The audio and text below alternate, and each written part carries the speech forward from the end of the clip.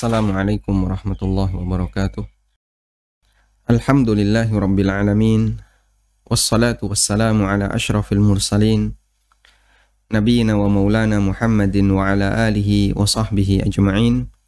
Wa ashhadu an la ilaha illallah wahdahu la syarikalah.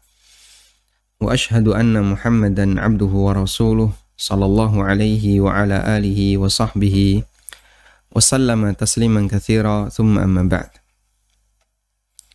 Alhamdulillah, puji syukur kita haturkan kehadirat Allah Subhanahu wa ta'ala. Kembali kita melanjutkan rutinitas kita di waktu pagi dengan belajar bersama, dan insya Allah di kesempatan ini dan beberapa kesempatan berikutnya kita akan membaca sebuah buku yang berjudul Pasar Muslim dan Dunia Makelar. Bukunya semacam ini, bersampul hitam. Dan buku ini sudah berusia lebih dari setahun sebenarnya.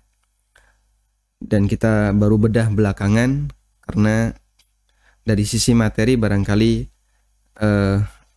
bukan termasuk di antara materi yang umum untuk dikonsumsi oleh masyarakat. Baik, kita langsung masuk materi. Baik. Silahkan Anda buka bagi yang memiliki bukunya di halaman pengantar. Tentang latar belakang kenapa buku ini ditulis. Jadi sekitar pertengahan 2018 ada sebuah kajian di sebuah masjid Jakarta Timur yang temanya hukum seputar pasar. Afwan, saya belum share screen ya.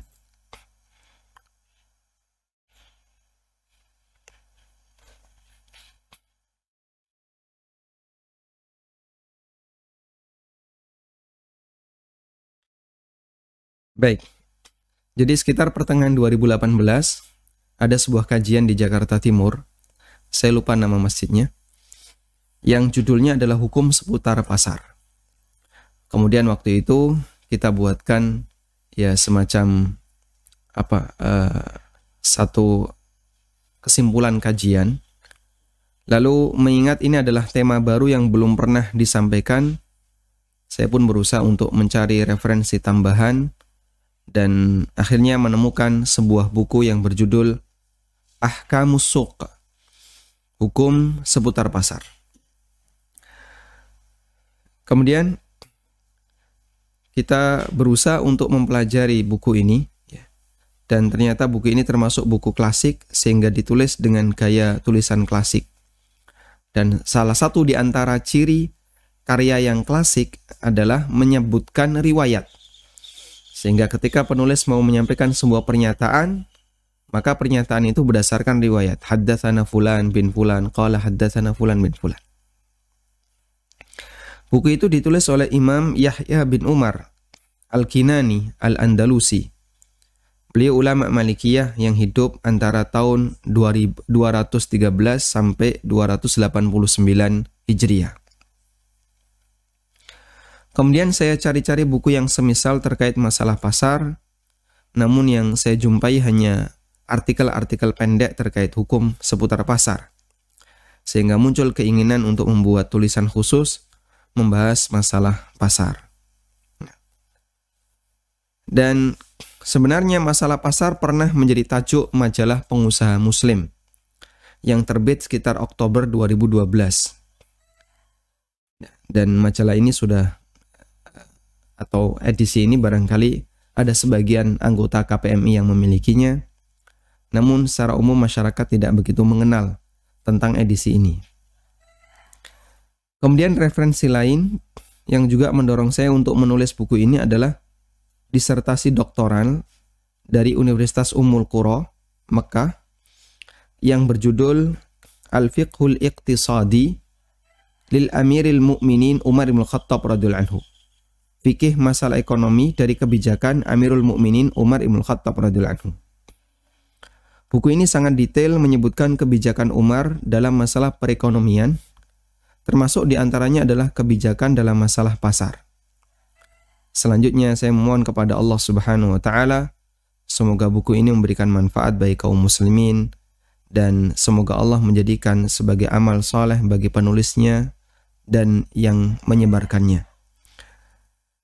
Ini saya tulis pertama di Jumadil Ula tahun 40 Hijriah. Baik, jamaah yang dimuliakan Allah Subhanahu wa taala, di tahun 2012 saya berada di posisi sebagai bagian litbang penelitian dan pengembangan di majalah Pengusaha Muslim Indonesia, di majalah Pengusaha Muslim yang dimiliki oleh Komunitas Pengusaha Muslim Indonesia, dan waktu itu diterbitkan di kantor Yufid. Walhamdulillah, di posisi sebagai litbang bagian penelitian dan pengembangan, kita bisa banyak berinteraksi dengan para penulis. Waktu itu ada Ustadz Erwandi Tarmizi, kemudian ada Ustadz Arifin Badri, dan beberapa asatidah yang lainnya. Dan di tahun ini, kajian seputar masalah muamalah belum begitu semarak sebagaimana di masa kita sekarang. Sehingga sekitar 9 tahun yang lalu, bahkan sudah ada sejak tahun 2009-2010, majalah Pengusaha Muslim menghadirkan materi-materi seputar masalah fikih muamalah. Namun ketika itu, yang mengkonsumsi kajian fikih muamalah tidak sebagaimana sekarang. Walhamdulillah, melalui banyak interaksi itulah kita bisa menambah waktu untuk belajar terkait masalah muamalah. Taib. Dan sebelum kita membahas lebih detail buku ini, kita akan kutipkan sebuah pernyataan yang disampaikan oleh Ibnu Syabbah An-Numairi rahimahullah di bagian belakang buku. Saya cantumkan itu. Dan kutipan itu sebenarnya ada di dalam ya. Di sini saya nyatakan, begitu pentingnya pasar untuk dikuasai oleh kaum muslimin, sehingga Khalifah Umar mengingatkan para sahabat untuk tetap menguasai pasar. Di masa Khalifah Umar bin Khattab, para sahabat mulai hidup berkecukupan dari hasil ghanimah, terutama pada saat Persia ditaklukkan. Sehingga banyak sekali kaum muslimin yang mendapatkan harta rampasan, dan Umar bin Khattab radhiyallahu anhu menggaji para syuhada, menggaji para mujahid, orang-orang yang ikut berjihad untuk penaklukan negeri-negeri kafir dengan nilai yang sangat besar. Sehingga mereka berkecukupan dengan hasil ghanimah. Dan itu membuat mereka secara bertahap meninggalkan pasar kota Madinah. Demikian pula pasar wilayah-wilayah kaum muslimin. Namun Khalifah Umar bin Khattab radhiyallahu anhu mengingatkan mereka bahwa jika mereka membiarkan pasar dikuasai oleh orang lain, dan yang dimaksud orang lain di sini adalah non-muslim, terutama Yahudi, maka jika mereka dibiarkan untuk menguasai pasar, akan mengakibatkan kaum muslimin terlalu tergantung pada orang lain. Dan itu realita yang bisa kita jumpai di masyarakat kita. Jadi, rata-rata masyarakat di zaman kita, orientasi dalam mencari pekerjaan, mencari sumber pendapatan adalah bagaimana caranya saya bisa jadi karyawan.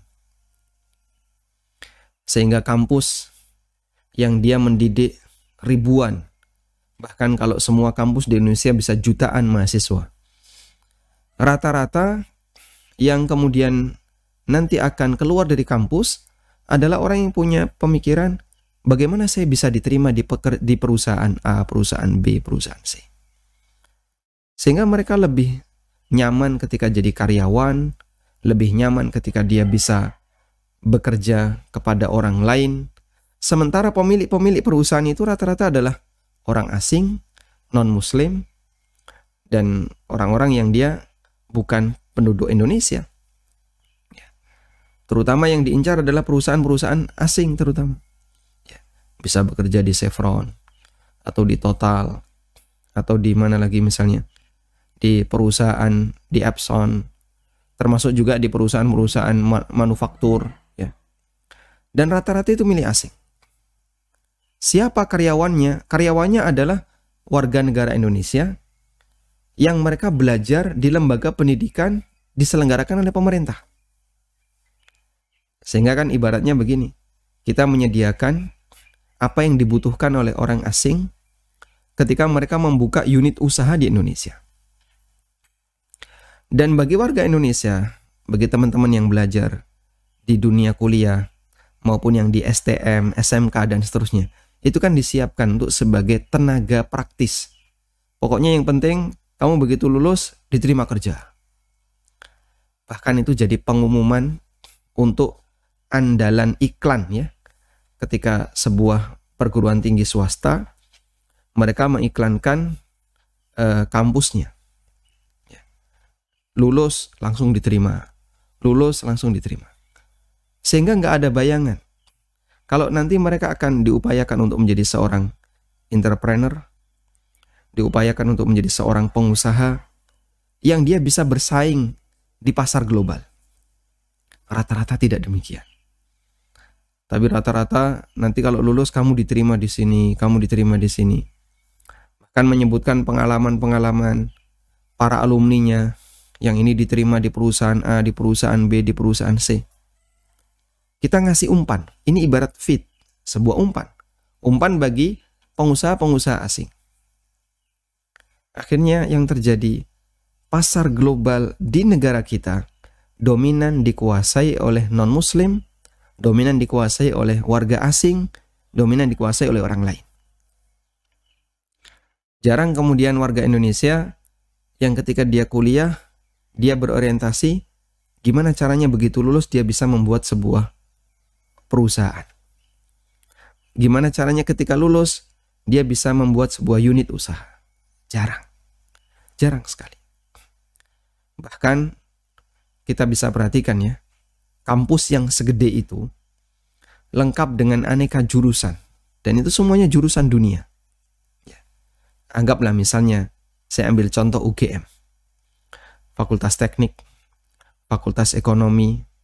Nanti di situ ada banyak jurusan, ada jurusan keuangan, ada jurusan ekonomi sendiri, ada jurusan manajemen, ada jurusan ini. Fakultas Teknik juga ada berbagai macam jurusan. Dari mulai listrik arus besar, listrik arus lemah, termasuk juga jurusan yang berkaitan dengan bumi itu sendiri.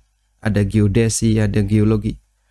Tapi Anda bisa perhatikan, kampus tidak membuat sebuah prototipe perusahaan. Padahal unsur perusahaan adalah mereka-mereka ini. Apa sih yang dibutuhkan perusahaan?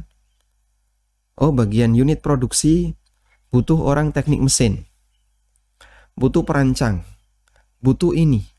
Ada di kampus. Butuh orang yang ahli manajemen, ada di kampus. Butuh orang yang ahli keuangan, ada di kampus.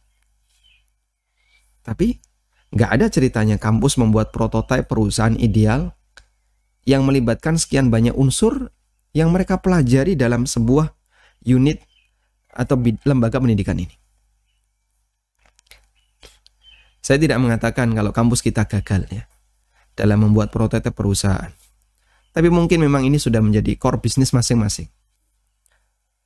Core bisnisnya kampus lebih mengarah kepada bagaimana mencetak para karyawan. Core bisnisnya para pengusaha adalah dia bagaimana bisa membuat sebuah produk.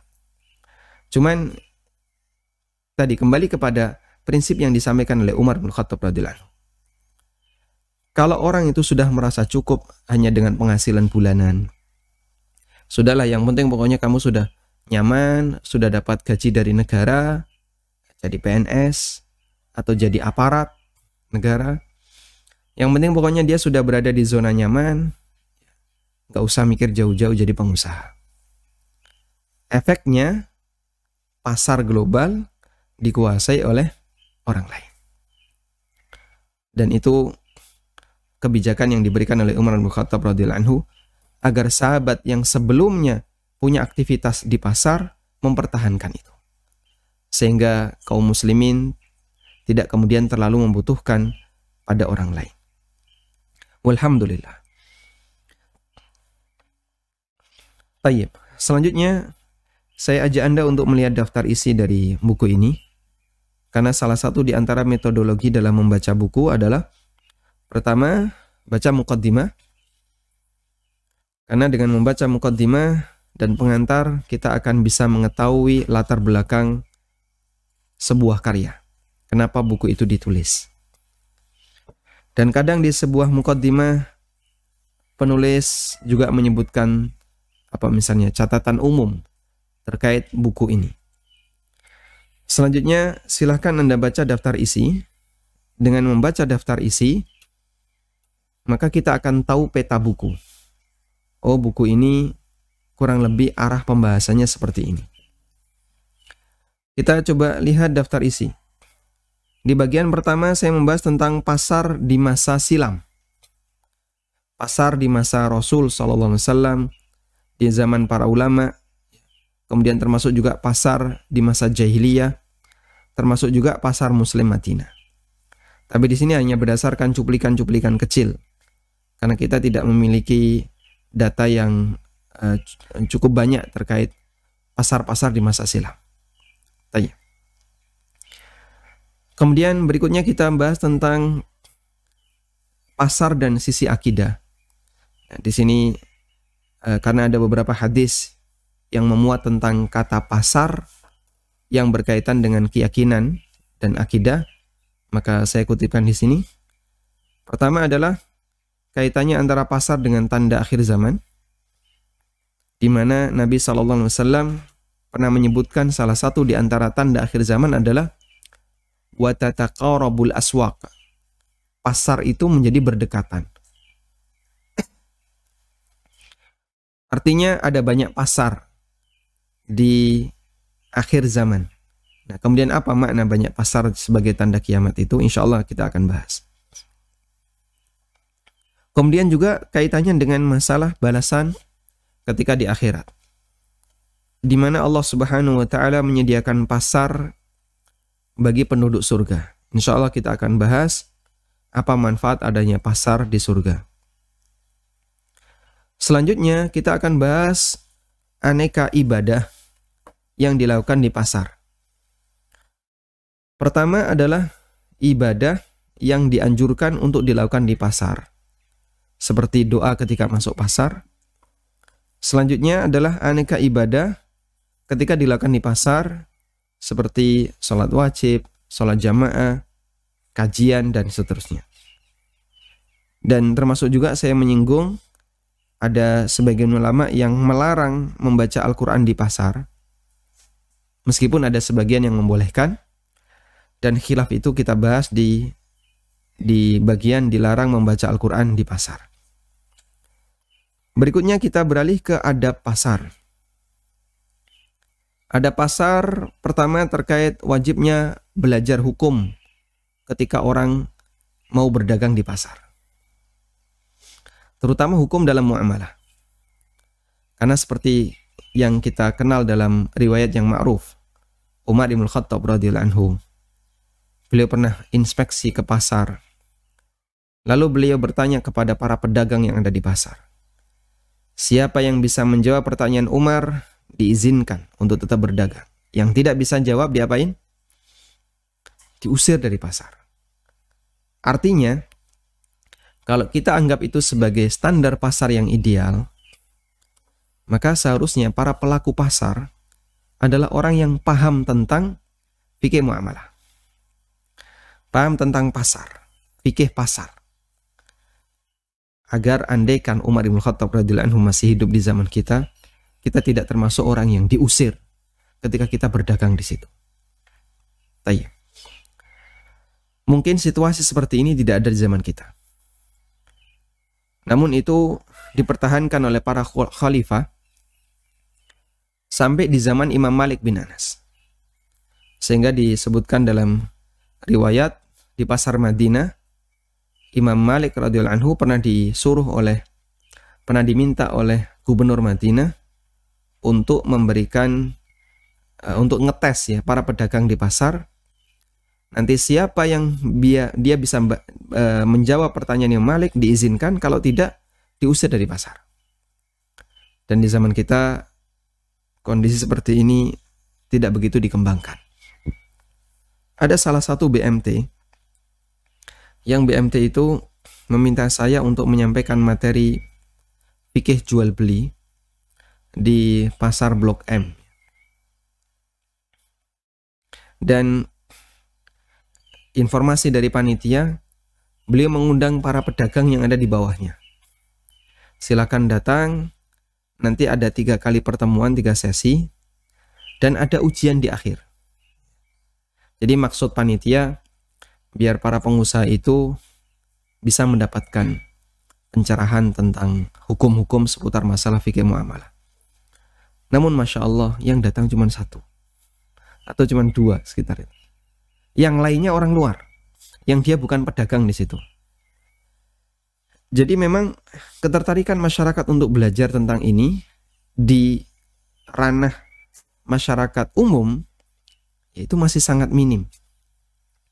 Sehingga mayoritas pedagang di pasar-pasar tradisional, kalau mereka diminta untuk belajar, mereka sudah takut duluan. Nanti kalau saya belajar nggak boleh riba, nggak boleh ini, nggak boleh ini. Mereka sudah takut duluan. Atau banyak di antara mereka yang nggak peduli. Ya sudahlah mas, kebiasaannya kayak gini. Saya belajar juga nggak nambah laris, tetap saja dagangnya kayak gitu.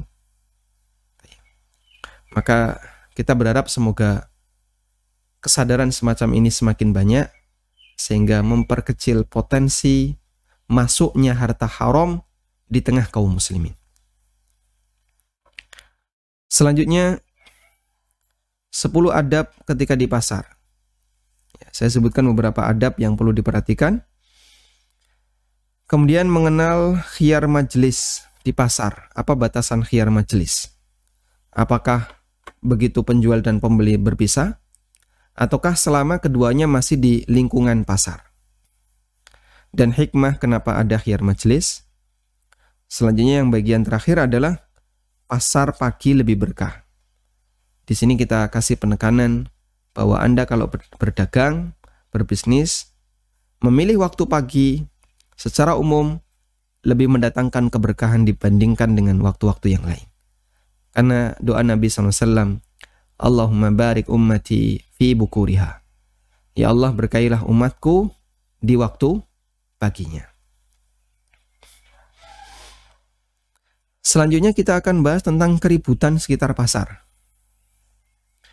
Ada hukum jualan di trotoar, aturan buka lapak di trotoar, kemudian kuli panggul dan pedagang asongan, ya, dan aneka keributan yang ada di sekitar pasar.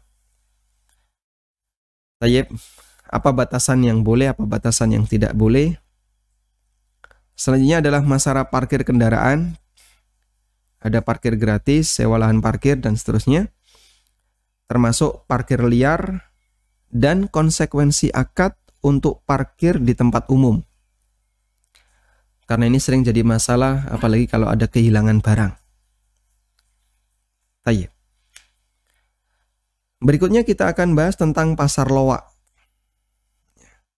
Kenapa ini dibahas? Karena seperti yang kita tahu, pasar sentir atau pasar loak di Jogja namanya pasar kelitian, ya, atau pasar sentir. Ini ada madzannah as-sariqah, dianggap sebagai pasar yang tertuduh terdiri dari banyak barang pencurian, gitu ya. Ya, saya menggunakan kalimat yang hati-hatinya. Tertuduh di situ mengandung banyak barang pencurian. Nah, nanti kita akan bahas tentang 3 keadaan jual beli sebuah barang yang diduga sebagai barang curian. Berikutnya kita akan bahas tentang black market, pasar gelap. Kemudian masalah pertimbangan legalitas. Ketika di situ ada orang yang menjual sebuah barang tapi barang itu tidak dipajeki, tidak kena bea cukai, tidak kena pajak, dan seterusnya. Selanjutnya kita akan bahas tentang masalah harga di pasar. Ada masalah inflasi dan masalah kenaikan harga. Ini kembali kepada upaya untuk menenangkan masyarakat. Banyak orang yang begitu ketakutan dengan yang namanya inflasi. Sehingga kalau sudah terjadi inflasi itu Masya Allah, selalu lihat internet, yang dilihat apa? harga kurs dolar. Selalu yang dipantau dolar. Padahal dia nggak punya dolar. Cuman karena bawaan ketakutan inflasi, orang itu selalu memantau kurs dolar. Nah, di sini kita akan bahas tentang bahwa inflasi itu tidak mengurangi rezeki. Insya Allah kita bahas. Berikutnya adalah 4 prinsip yang diajarkan syariat ketika terjadi kenaikan harga. Apa yang harus kita lakukan saat terjadi inflasi? Dan jamaah, inflasi itu tidak selamanya selalu naik.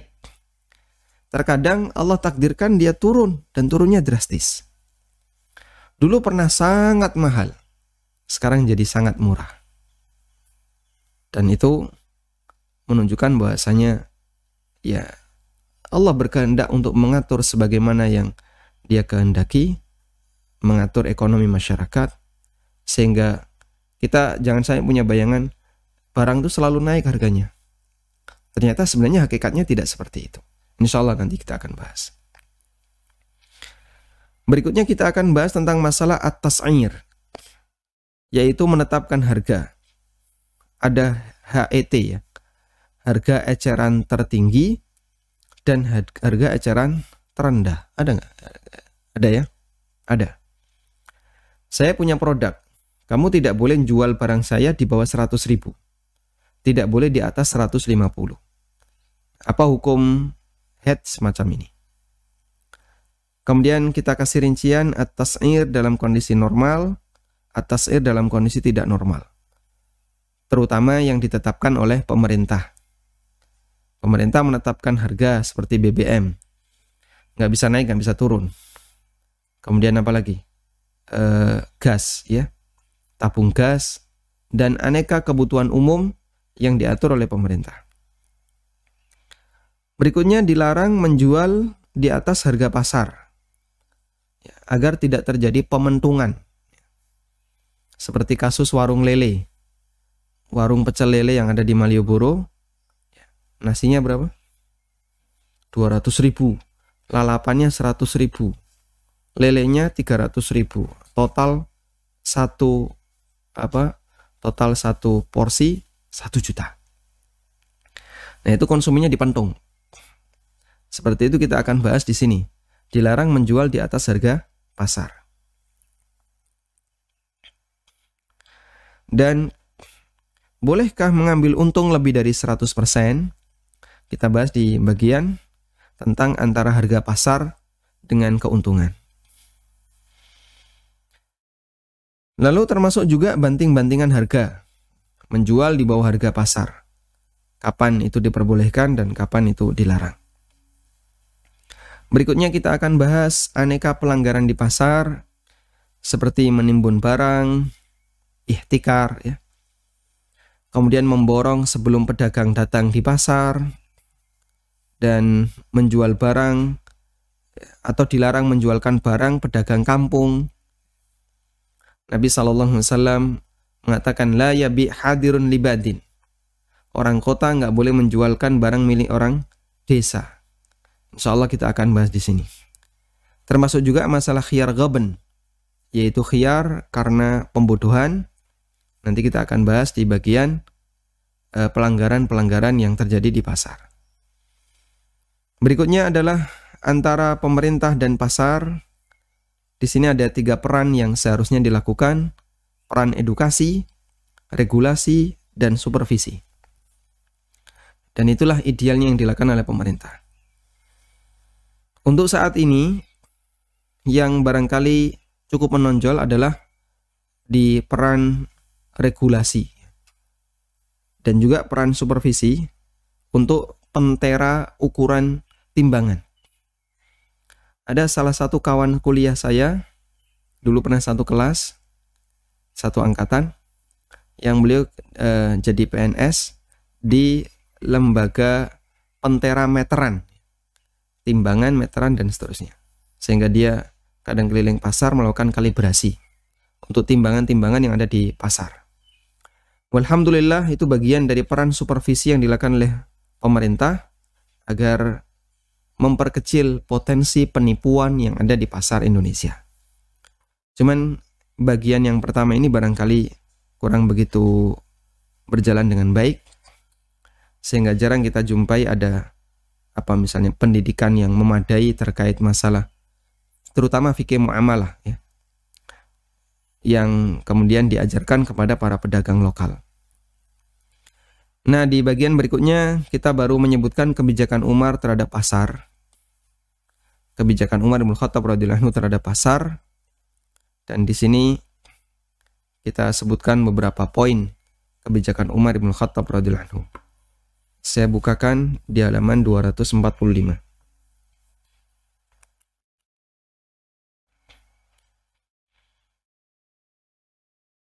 Umar bin Khattab radhiyallahu anhu memberikan banyak kebijakan, dan ini saya kutip di buku tadi ya, tentang kebijakan Umar terkait masalah ekonomi. Di sini saya sebutkan ada sekitar 7 kebijakan Umar bin Khattab radhiyallahu anhu ketika beliau menjadi khalifah terkait masalah ekonomi yang ada di negara kaum muslimin ketika itu. Di sini ada aturan dalam muamalah di pasar, kemudian termasuk juga melarang pemerintah untuk terlibat dalam bisnis praktis selama menjabat. Ini kebijakan Umar. Ketika beliau menunjuk Abu Musa radhiyallahu anhu menjadi gubernur Irak, beliau berpesan, Umar berpesan kepada Abu Musa, la tabi'anna wa la tabta'anna. Jangan kamu berdagang dengan melakukan jual beli praktis. Demikian pula ketika beliau menunjuk Al-Qadhi Shuraih untuk dijadikan sebagai hakim, beliau melarangnya untuk melakukan bisnis praktis. Bahkan Amirul Mukminin membuat ketentuan kaidah sebagaimana yang diriwayatkan oleh Sulaiman bin Musa, kadzaba Umar bin Khattab radhiyallahu anhu anna tijaratal amiri fi imaratihi khasaratun. Umar bin Khattab radhiyallahu anhu menulis sebuah surat bahwa perdagangan yang dilakukan oleh pemerintah selama masa jabatannya adalah kerugian. Subhanallah. Andikan ini ada di zaman kita ya. Padahal kalau di zaman kita, ketika orang di posisi sebagai pejabat, terkadang dia manfaatkan posisinya untuk membuka banyak peluang bisnis. Lalu disinkronkan dengan instansi pemerintah. Kamu butuh apa? Ambil di tempat kami.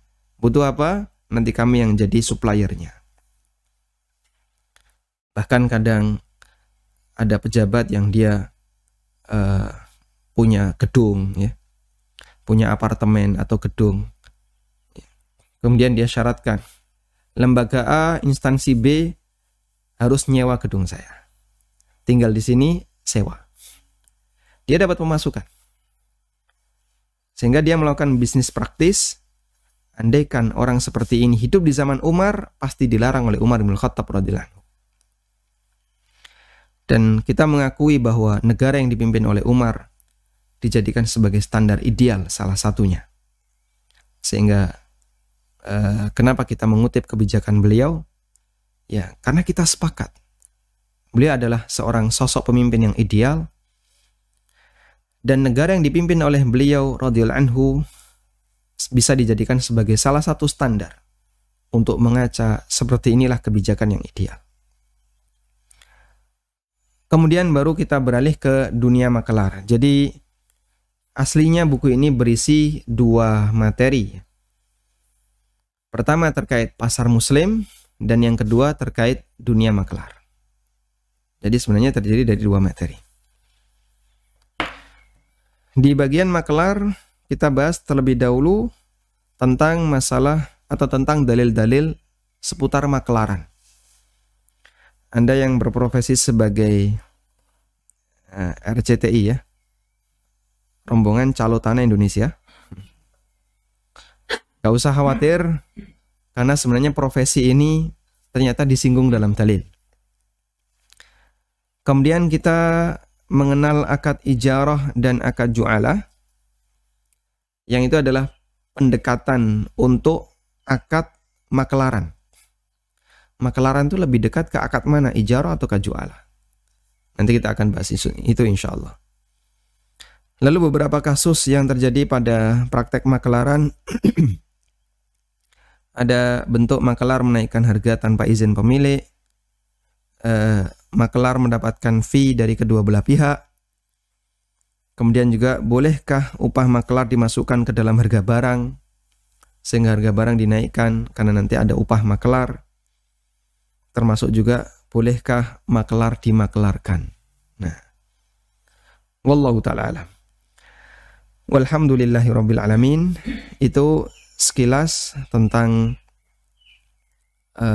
buku Pasar Muslim dan Dunia Makelar, dan kita memohon kepada Allah Subhanahu wa taala karena buku ini tidak tebal ya. Kita membahas hanya sampai di halaman 284. Insyaallah semoga kita bisa selesaikan dengan baik. Wassallallahu ala nabiyyina Muhammadin wa ala alihi wa sahbihi wasallam. Yayasan Amal Abadi Indonesia yang dibina oleh Ustadz Amin Nurbaits Hafizahullah saat ini tengah membangun gedung sekolah dasar Tahfidzul Quran Madinah Islamic Premier School, unit Kerajaan. Gedung ini dibangun di atas tanah 6 meter persegi dan perkiraan biaya untuk tahap pertama 2 lantai mencapai 2,6 miliar. Salurkan donasi Anda untuk pembangunan Sekolah Dasar Tahfidzul Quran Madinah Islamic Premier School melalui rekening atas nama Yayasan Amal Abadi Indonesia, Bank Syariah Indonesia dengan kode bank 451, nomor rekening 7441049999. Untuk info donasi hubungi 082 12345 7441. وما أنفقتم من شيء فهو يخلفه وهو خير الرازقين. Walhamdulillahirabbil alamin.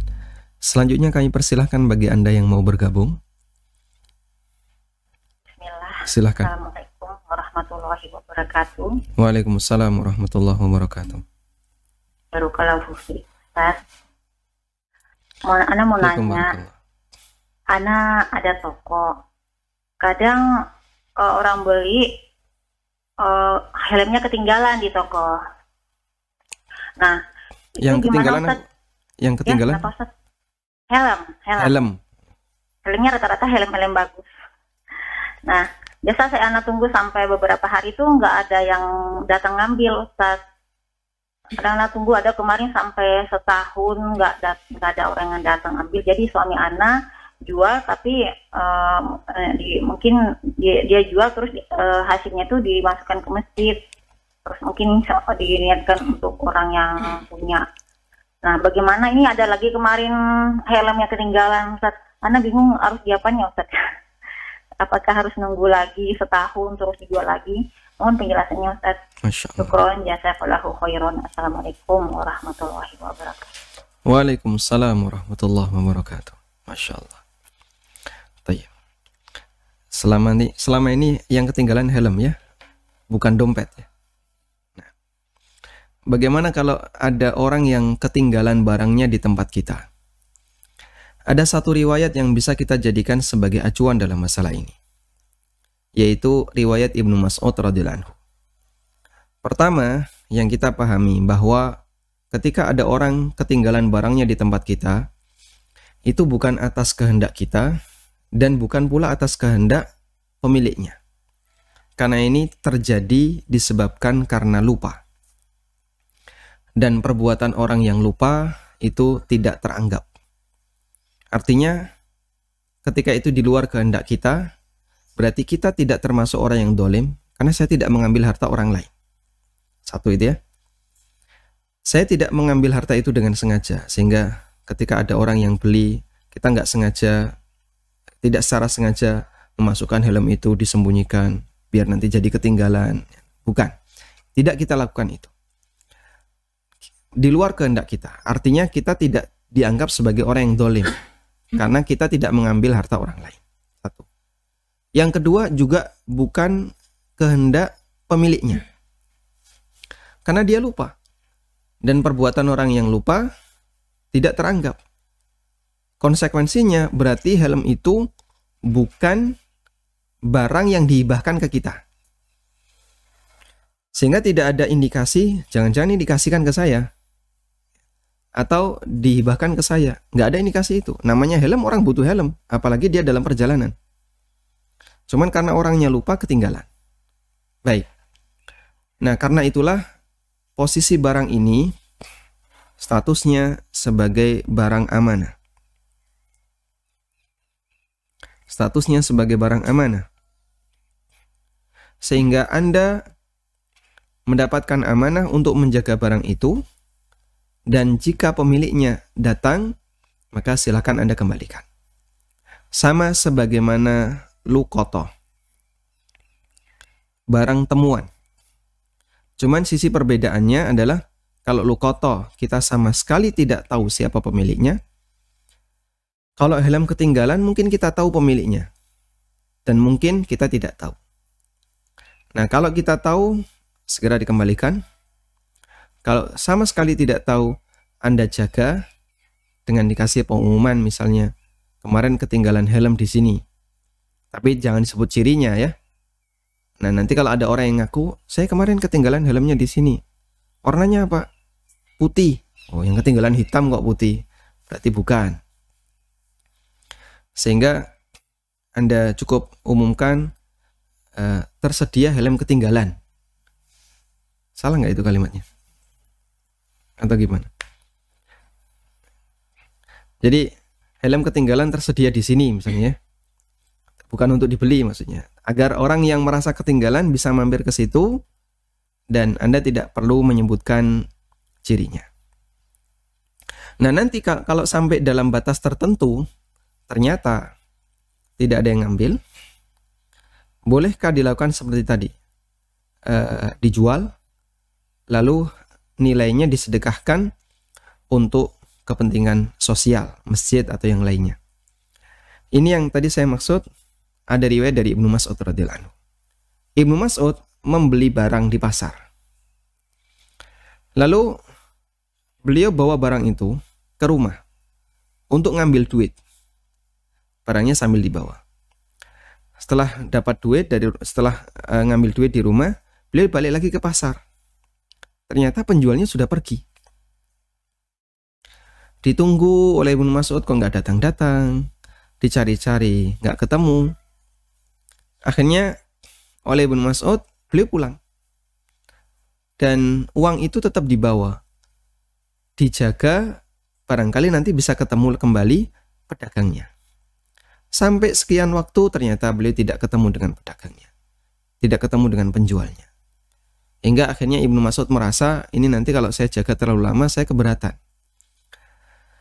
Kemudian oleh Ibnu Mas'ud, uang itu disedekahkan. Beliau sambil berikrar, ini adalah sedekah atas nama penjual barang X. Jika nanti saya ketemu dengan orangnya, maka saya akan sampaikan. Kalau beliau ridho, pahala sedekah ini jadi miliknya. Tapi kalau beliau tidak ridho, maka akan saya ganti dan pahala sedekah ini jadi milikku. Sudah? Dan nanti kalau saya tidak ketemu di dunia, tapi ketemu di akhirat, maka pahala sedekah ini akan aku serahkan kepadanya. Sehingga itu dijadikan sebagai prinsip bahwa kalau ada orang yang membawa barang orang lain dengan status sebagai barang amanah, orang yang mendapatkan amanah kan tidak disalahkan. Karena di luar kesengajaan atau karena dia nemu barang orang dan seterusnya, maka di posisi ini nanti dia sedekahkan atas nama pemilik dan diikrarkan sebagaimana yang tadi dinyatakan oleh Ibnu Mas'ud. Tidak harus diucapkan, bisa dalam hati. Wallahu a'lam. Baik, silakan. Waalaikumsalam warahmatullahi. Silakan. Ustadz mau tanya tentang waktu sholat subuh. Itu kan katanya kecepatan. adzan di tempat kita itu katanya sekitar 15-an menit lebih cepat dari waktu yang sebenarnya. Nah, kalau kita mau sholat witir setelah mendengar adzan, itu boleh nggak Ustaz? Itu Baik. yang pertama. Terus yang kedua, sholat witir boleh digabung tidak dengan sholat ba'diyah isya. Maksudnya dengan satu Ya. salam? Dua salam, jadi Dua salam. Terpisah dua ya? rakaat salam, satu rakaat salam. Itu. Terus yang ketiga tentang puasa Ayyamul Bid. Kita berniat untuk berpuasa Ayyamul Bid di hari pertama kita mengalami sakit, akhirnya kita nggak jadi puasa. Untuk hari kedua dan ketiga, apakah kita masih diperbolehkan untuk puasa Ayyamul Bid ini, Ustaz? Baik. Cukup Ibu? Masih boleh satu lagi nggak, Ustaz? Baik. Tentang zakat mal. Saya sebagai produsen, ketika ada pemesanan barang, kita ada perjanjian 60% dibayar di muka. Setelah barang selesai kita kerjakan, dia nanti akan membayar 40%-nya baru barang kita kirim. Qadarullah terjadi pandemi selama 1 tahun, barang itu sudah selesai dan yang 40% ini belum dibayar. Akhirnya barang itu numpuk di tempat saya. Apakah itu zakatnya masuk di saya atau di pemesan barang tadi? Itu aja, Ustaz. Terima kasih. Assalamualaikum warahmatullahi wabarakatuh. Waalaikumsalam warahmatullahi wabarakatuh. Untuk pertanyaan yang pertama terkait witir setelah mendengar adzan subuh. Saya tidak membahas polemik tentang waktu subuh ya. Karena barangkali sudah dibahas oleh para asatidzah yang lain dan memang di negara kita, bahkan tidak cuma di negara kita, termasuk juga di Saudi ada perbedaan pendapat tentang waktu subuh yang tepat. Baik. Namun saya lebih tertarik untuk membahas apakah boleh witir ketika sudah masuk subuh. Ulama berbeda pendapat. Sebagian ada yang mengatakan diperbolehkan. Sebagian ada yang mengatakan ya waktu witirnya sudah habis. Sehingga tidak boleh witir setelah masuk subuh. Namun kesimpulan yang lebih tepat dalam hal ini adalah dikembalikan kepada kebiasaan. Bagi mereka yang terbiasa sholat witir, lalu di satu ketika dia telat sehingga dia witir setelah masuk waktu subuh, maka diperbolehkan baginya untuk witir meskipun sudah terdengar adzan subuh. Kami ulang, bagi yang sudah terbiasa witir, kemudian satu ketika telat bangun sehingga tidak sempat witir sebelumnya, maka dia diperbolehkan untuk witir meskipun sudah masuk waktu subuh. Dan bisa melakukan sholat witir dengan sholat 1 rakaat. Tayyib. Wallahu a'lam. Apalagi ketika Anda merasa bahasanya adzan subuh itu kecepatan dan koreksi yang diberikan oleh mereka yang mengatakan adzan subuh itu terlalu cepat, itu sampai 10 menit. Antara 9 sampai 10 menit. Sehingga Anda bisa gunakan rentang itu untuk sholat witir dengan keyakinan ini masih belum masuk waktu subuh. Yang kedua, bolehkah witir setelah mengerjakan ba'diyah isya? Jawabannya boleh. Dan itu pesan Nabi SAW kepada Abu Hurairah radhiyallahu anhu. Beliau mengatakan, "Ausani khalili," kekasihku yaitu Rasulullah SAW berwasiat kepadaku. Dengan 3 wasiat, salah satunya adalah wa antutir qabla an tanam. Lakukan sholat witir sebelum kamu tidur. Sholat witir sebelum tidur itu waktunya dimulai dari ba'diyah isya sampai tidur. Sehingga kalau Anda mengerjakan sholat witir setelah ba'diyah isya, termasuk di antara mengerjakan praktek seperti ini. Dan itu juga yang dilakukan oleh Abu Bakar As-Siddiq radhiyallahu anhu. Beliau punya kebiasaan sholat witir setelah sholat isya. Berikutnya tentang puasa Ayyamul Bid. Hadis tentang puasa Ayyamul Bid adalah hadis dari Abu Dzar. Dan Nabi SAW menyampaikan tentang puasa sunnah selama 1 bulan, atau saya ulang, Nabi SAW menyampaikan puasa sunnah 3 hari dalam tiap bulan, itu di banyak redaksi. Dalam redaksinya Abu Hurairah radhiyallahu anhu tidak disebutkan ayyamul bid. Dalam redaksi yang lain disebutkan ayyamul bid. Intinya bahwa yang disyariatkan bagi kita adalah berpuasa 3 hari setiap bulan. Yang disebut oleh Nabi SAW kana kasiyamid dar. Orang yang berpuasa 3 hari tiap bulan itu sebagaimana orang yang puasa 1 tahun. Karena ketika 1 bulan itu ada berapa hari rata-rata? 29 sampai 30. Ada 30-an hari. Berarti kalau kita puasa 3 hari dilipatkan 10 kali sama dengan puasa sebulan. Nah, kalau itu kita lakukan tiap bulan, maka berarti tiap bulan kita puasa. Dengan puasa 3 hari, yang itu dilipatkan 10 kali. Sehingga dengan demikian, orang yang rutin puasa 3 hari tiap bulan, maka dia seperti puasa setahun. Kemudian Nabi SAW dalam hadis Abu Dzar, beliau mengarahkan untuk memilih ayyamul bid. Namun, ini bukan satu keharusan. Sehingga bolehkah puasa 3 hari itu di semua hari di rentang 1 bulan? Jawabannya boleh. Sehingga Anda bisa puasa di awal, di tengah, di akhir. Kalaupun ayyamul bid tidak terkejar, maka Anda bisa puasa sehari 2 hari di ayyamul bid, yang lainnya ditaruh di awal, di tengah, di akhir. Dan ulama beda pendapat tentang puasa 3 hari tiap bulan ini, kapan yang paling afdal? Apakah di awal bulan, di akhir, ataukah di pertengahan? Fi khilaf. Ada khilaf di antara ulama. Ada yang mengatakan di awal lebih bagus, sebagai bentuk menyegerakan kebaikan. Dan Allah berfirman, wasari'u ila maghfirati min rabbikum. Bersegeralah untuk mendapatkan ampunan dari Rabb kalian. Ada yang mengatakan sebaiknya puasa 3 hari tiap bulan itu ditaruh di akhir. Kafaratan lima bainahuma. Sebagai kafarah, ya, lima taqaddama, untuk kesalahan yang kita lakukan di awal bulan.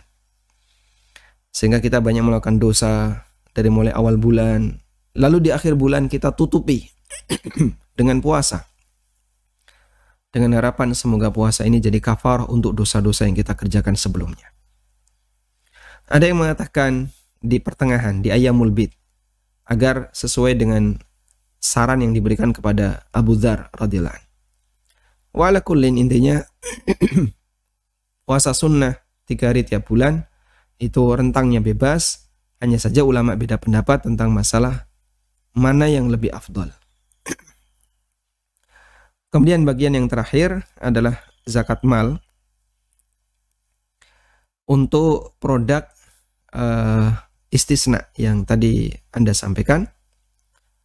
Wallahu ta'ala alam, yang kami pahami seperti ini ya. Jadi akad istisna itu artinya pesan barang. Pesan untuk dibuatkan barang, bukan pesan dibelikan, ya, pesan dibuatkan barang. Ini terjadi di awal. Ada di awal. Artinya apa ada di awal? Begitu konsumen mendatangi produsen, lalu mereka melakukan akad jual beli atau akad pemesanan barang, kemudian tadi bayar DP 60%. Ini ya. Maka ini akad sudah sah. Dan konsekuensinya ketika akad sah, maka yang terjadi adalah pindah hak milik. Ini konsekuensinya. Karena itu, kalau saya pesan baju kepada A, lalu saya sudah DP, saya sudah akad dengan A, maka meskipun baju itu belum diserahkan ke saya, baju itu sudah jadi milik saya. Karena saya yang pesan. Sehingga ketika baju itu sudah jadi, saya karena kondisi pandemi ya, saya tidak bisa datang ke tempat A sampai sekian tahun, sudah lebih dari setahun saya nggak datang, baju itu tetap disimpan. Milik siapa baju itu? Milik saya. Karena saya konsumennya A. Dan saya sudah melakukan akad dengan A. Dengan akad istisna yang sah. Sehingga dari latar belakang ini saya pahami, wallahu a'lam, barang yang sudah berhasil Anda buat, yang itu dipesan oleh X, maka barang itu milik X. Meskipun belum diterima oleh X. Nah, terus yang dizakati yang mana? Kalau uang DP 60% ini masih ada, maka yang wajib dizakati adalah DP 60% ini. Uang ini. Sedangkan yang 40% sebagai piutang, yang piutang itu belum dibayarkan karena barangnya belum diterima oleh pembeli. Wallahu a'lam. Nah, silakan. Assalamualaikum warahmatullahi wabarakatuh. Waalaikumsalam warahmatullahi wabarakatuh. Saya mau menanyakan hukum bagi perkebunan sawit, yang mana janjian perusahaan pinjam uang untuk melaksanakan dimulai pembiayaan lahan, pembelian di penanaman, dan setelah pemanenan pada pabrik sawit. Sementara saya hanya berupa sporadik, belum jadi sertifikat. Dan saya dengan petani lainnya sama. Kami petani terlibat dalam uang melalui baik secara tertulis, dan saya tidak akan meminta akan tetapi Sebenarnya mohon maaf Bapak, suara Bapak terputus-putus. Bisa kami pandu Bapak, banknya ini bank riba atau gimana?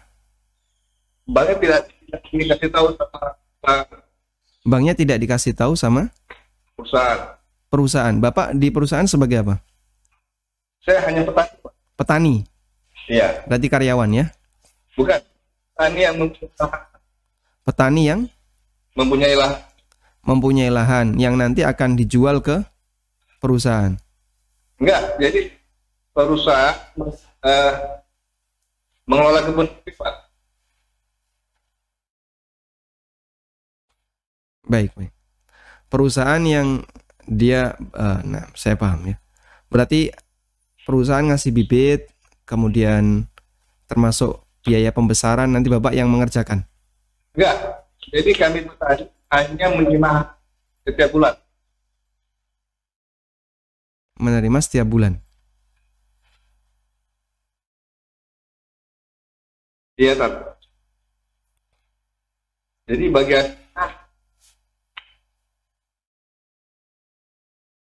jadi apakah bagi hasil dari perusahaan halal atau haram yang dimakan? Baik. Baik, ini kami sudah mendapatkan pertanyaan tertulis dari Bapak. Kita akan Ya. baca ya. Baik, baik. Barakallahu fikum. Barakallah. Silakan Pak, dibaca. Assalamualaikum warahmatullahi wabarakatuh. Waalaikumsalam warahmatullahi wabarakatuh. Saya mau menanyakan tentang hukum bagi hasil perkebunan sawit yang mana di dalam perjanjiannya perusahaan pengelola meminjam uang bank untuk melaksanakan dari mulai pembersihan lahan, pembelian bibit sawit, penanaman, pemupukan, pemeliharaan, sampai pemanenan dan penjualan ke pabrik sawit. Sementara tanah saya hanya berupa saprodik, belum jadi sertifikat, dan saya atau petani lainnya sama. Kami petani semua tidak terlibat dalam peminjaman uang melalui bank, baik secara lisan maupun tertulis.